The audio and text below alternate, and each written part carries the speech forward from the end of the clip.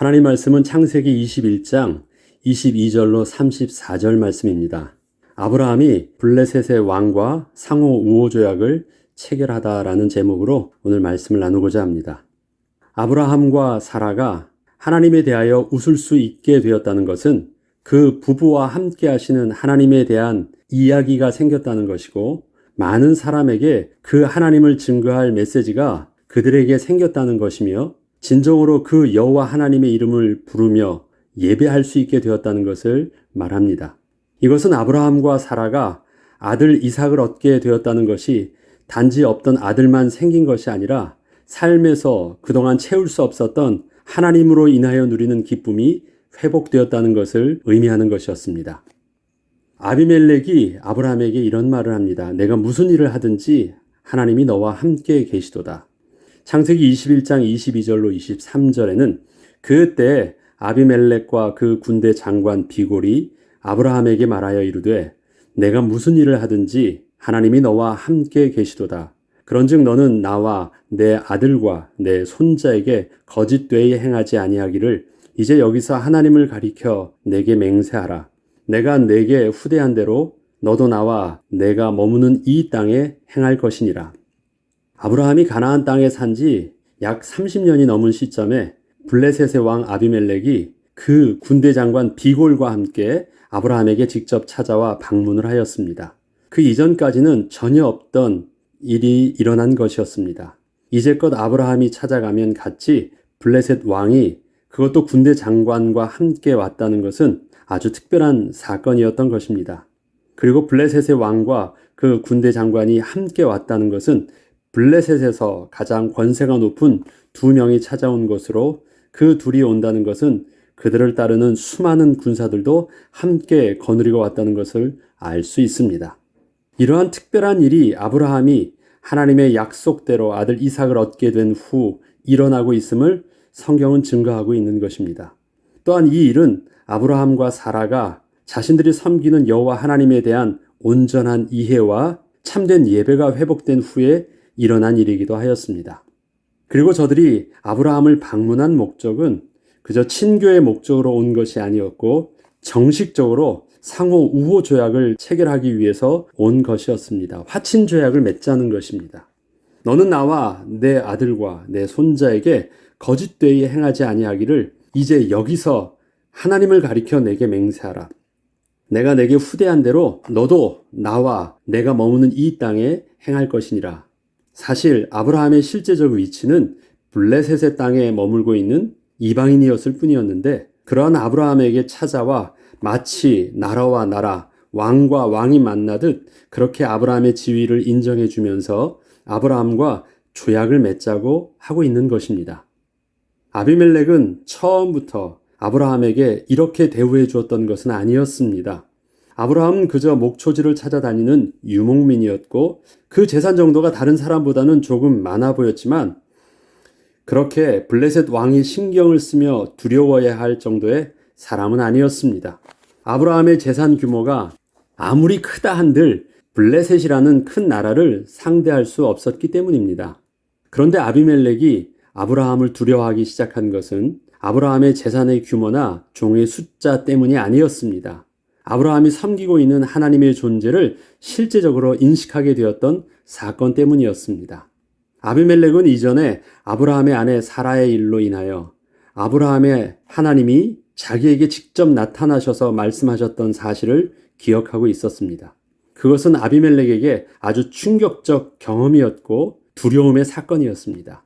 그리고 그때 하나님께서는 아비멜렉에게 아브라함은 하나님의 선지자라고 분명하게 알려주셨기에 아브라함을 하나님의 사람으로 정확하게 알고 있었고, 아브라함이 하나님께 기도할 때 자신의 집안의 모든 여인의 태문을 열어주셨던 것도 잘 알고 있었습니다.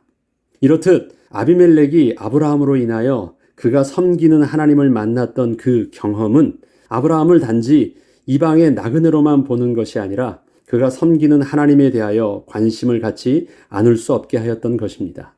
아브라함이 하나님의 사람이라는 것을 알게 된 아비멜렉으로서는 아브라함의 외형적 모습만을 보면서 상대할 수 없는 다른 특별한 배경에 대하여 주목할 수밖에 없었고, 이렇게 아브라함을 주목하여 보기 시작하였을 때 아브라함이 섬기는 그 하나님께서 아브라함에게 주시는 축복을 실제적으로 보게 되었었습니다.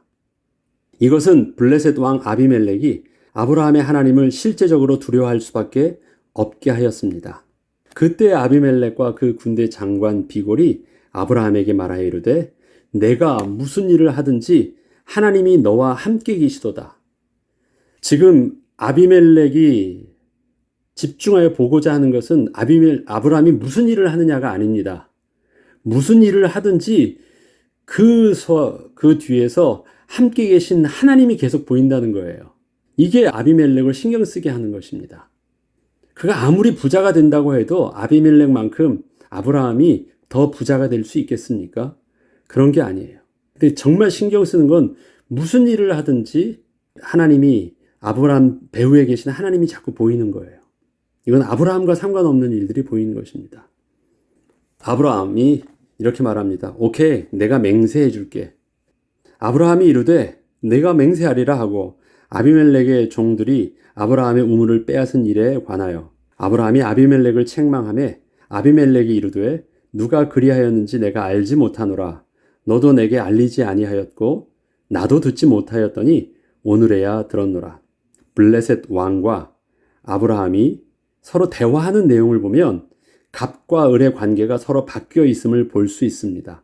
블레셋 왕의 땅에서 블레셋 왕의 눈치를 보아야만 하는 이방인 아브라함이 오히려 그 블레셋 왕 아비멜렉에게 맹세를 해주겠다고 말하고 있는 것입니다.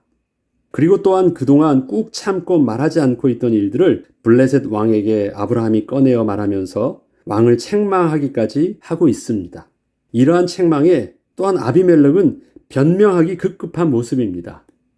아비멜렉의 종들이 아브라함의 우물을 빼앗은 일에 관하여 아브라함이 아비멜렉을 책망하며 아비멜렉이 이르되 누가 그리하였는지 내가 알지 못하노라. 너도 내게 알리지 아니하였고 나도 듣지 못하였더니 오늘에야 들었노라. 계속해서 이렇게 변명하면서 아브라함에게 좀 이 을의 위치처럼 낮아진 모습으로 대하고 있는 것입니다. 마침내 함께 하시는 여호와 하나님으로 인하여 갑의 위치에 서게 된 아브라함은 지난날 자신이 우물을 팠으나 그 땅이 블레셋 왕 아비멜렉의 땅이라는 이유로 아비멜렉의 종들에게 억울하게 빼앗겼던 한 우물을 다시 되돌려 달라고 요구하기 시작하고 있습니다. 이전에는 이방인으로서 아무 말도 할 수 없어서 그저 저들의 일방적 요구에 양보해 줄 수밖에 없던 그 일에 대하여 이제는 당당하게 자신의 권리를 주장할 수 있게 된 것입니다. 아브라함이 이때 양과 소를 주고 두 사람과 서로 언약을 세웁니다. 아브라함이 양과 소를 가져다가 아비멜렉에게 주고 두 사람이 서로 언약을 세우니라. 아브라함이 7 암양 새끼를 따로 놓으니 아비멜렉이 아브라함에게 이르되 이 7 암양 새끼를 따로 놓음은 어찌미냐. 아브라함이 이르되 너는 내 손에서 이 암양 새끼 7을 받아 내가 이 우물 판 증거를 삼으라 하고 두 사람이 거기서 서로 맹세하였으므로 그곳을 부엘세바라 이름하였더라. 여기서 언약을 맺는 것은 암양 새끼를 둘로 쪼개가지고 걸어가고 이런 것이 아닙니다.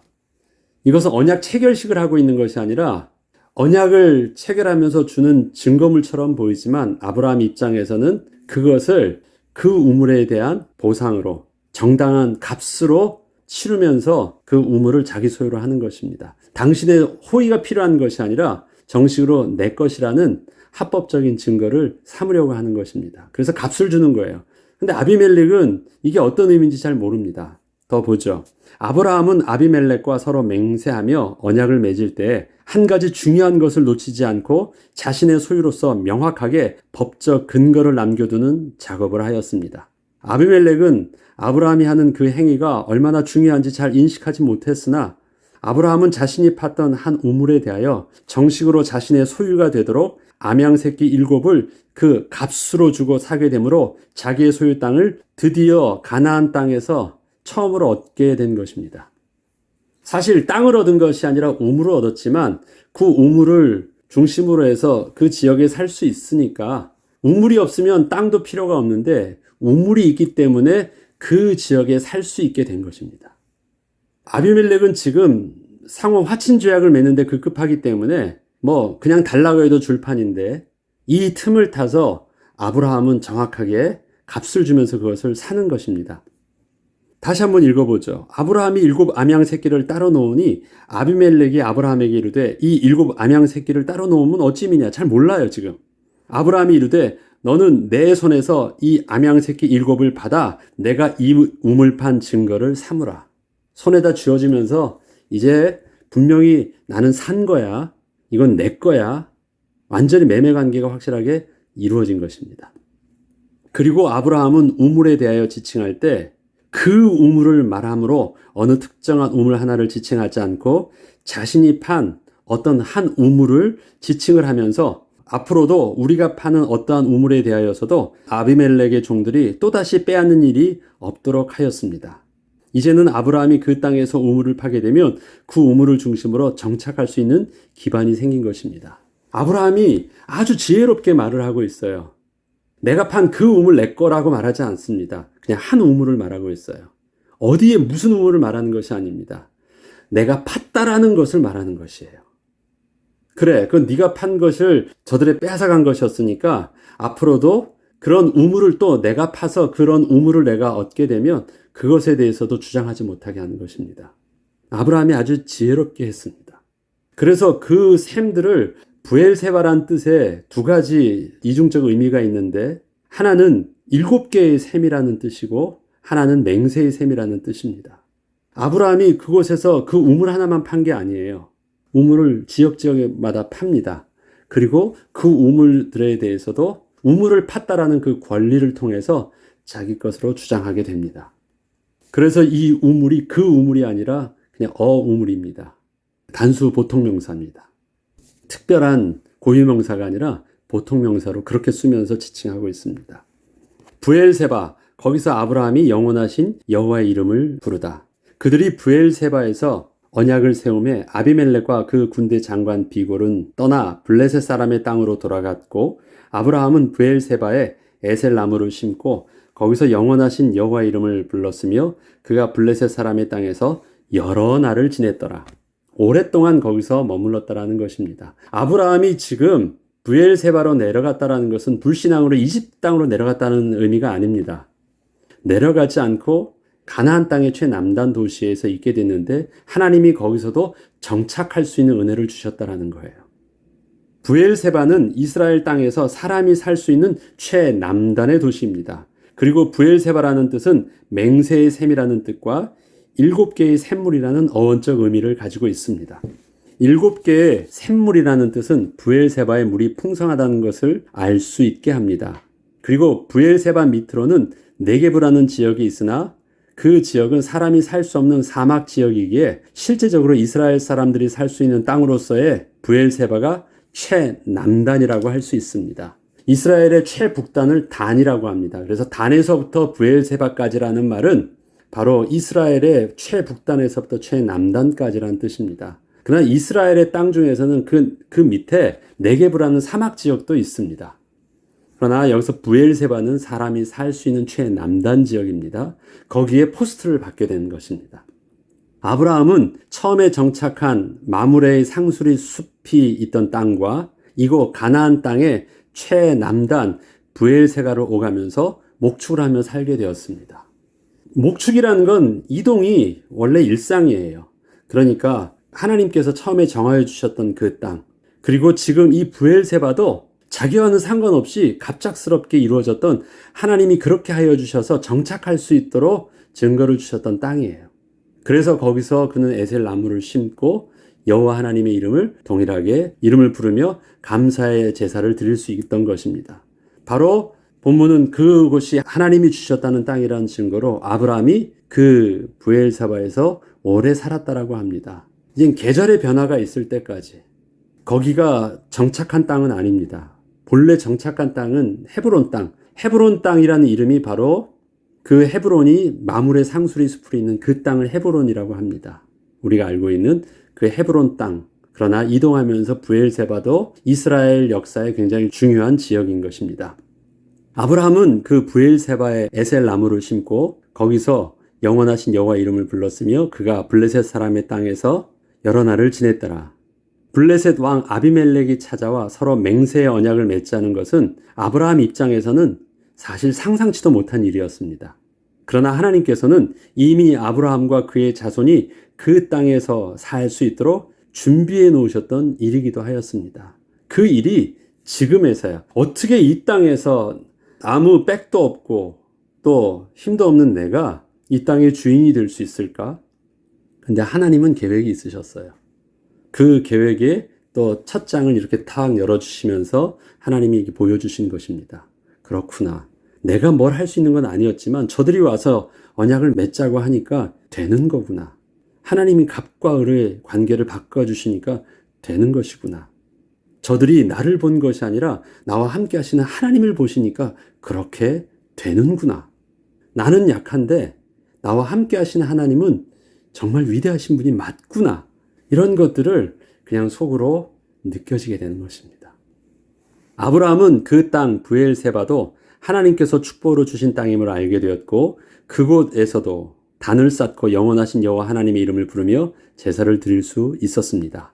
이와 같이 아브라함이 하나님에 대한 올바른 이해와 더불어 하나님과의 기쁨의 관계가 회복되었고 여호와 이름을 부르는 진정한 제사가 회복되었을 때 하나님의 본론의 축복인 그 땅을 얻는 축복을 얻게 하시는 것을 보게 됩니다. 하나님의 축복은 여호와 하나님께 온전한 예배자가 되는 영적인 축복이 회복되면서부터 시작됨을 보는 것입니다. 자, 예배 잘 드리면 하나님이 복 주십니다. 이 말을 하는 게 아니에요. 교회 잘 나가면 하나님이 복 주십니다가 아닙니다. 교회를 잘 나갈 수 있는, 예배를 잘 드리는 우리의 온전한 심령이 회복되어지는 것입니다. 제사는 아브라함이 그 이전에도 드렸습니다. 그러나 그가 여호와 하나님을 정말 기쁨으로 하나님을 대면하고 그 얼굴에 웃음이 회복된 예배는 그 전에 그냥 정기적으로 드려야만 하는 예배와는 근본적으로 다른 것입니다. 아브라함이 하나님과의 진정한 영적인 관계가 회복되어졌을 때 주시는 축복이라는 것입니다. 그냥 종교적으로, 행위적으로 열심히 잘하면, 기도하면 복받고, 교회 가면 복받고, 헌금 잘 드리면 복받고, 이런 말이 아닙니다. 하나님과의 영적인 관계가 회복된다는 것이, 친밀한 관계가 회복된다는 것, 전인격적인 관계가 회복되어진다는 것을 여러분은 이해할 것입니다. 하나님께서 우리를 이 시대에 이 땅에 거룩한 나라요, 왕같은 제사장이요, 하나님의 소유된 백성으로 부르셨습니다. 태산과 같이 커 보이는 세상 앞에서 아무 힘없는 나그네와 같은 우리의 모습이 마치 아브라함의 이전의 모습을 보는 듯 하지만 하나님께서는 하나님이 부르신 이곳에서 여호와 하나님의 이름을 부를 수 있는 거룩한 예배자가 된 우리를 통하여 이곳에 복의 근원이 되게 하여 주신다고 또 우리에게도 약속을 하여 주셨습니다. 오늘도 우리와 함께 하시는 성령 하나님과 동행함으로 당당하게 영적인 갑의 위치가 되어 하나님 나라를 선포해 나가는 영권을 또한 회복하시길 기도합니다. 기도하겠습니다. 하나님 아버지, 어찌 내가 이미 이 땅에 기득권을 가지고 주인된 세상에서 사람들 앞에서 거룩한 하나님 나라를 선포하는 당당한 하나님의 백성으로 설 수 있겠습니까? 근데 하나님께서는 이 땅에서 이 땅을 정복하며 하나님 나라를 선포하는 거룩한 백성으로 삼아주시겠다고 약속하셨습니다. 하나님, 이 땅에서 우리가 해야 될 제일 먼저 된 일들이 생존을 위해서 이곳에 정착을 위해서 눈치 보며 살기 시작하는 것이 아니라 부르신 그곳에서 아브라함처럼 단을 쌓고 예배하는 축복, 또 하나님을 친밀하게 모시며 기뻐하는 축복을 우리에게 먼저 누리게 하여 주셔서 우리의 영혼이 잘된 같이 우리의 범사가 잘되는 축복의 하나님의 비밀을 따라 이 시대에 그리스도의 복음을 증거하는 전도자의 사명, 이 시대에 예수 이름 붙잡고 거룩한 하나님께 예배하는 거룩한 예배자의 축복 온전히 누리게 하여 주옵소서. 감사드리며 우리 주 예수 그리스도 이름으로 기도합니다. 아멘.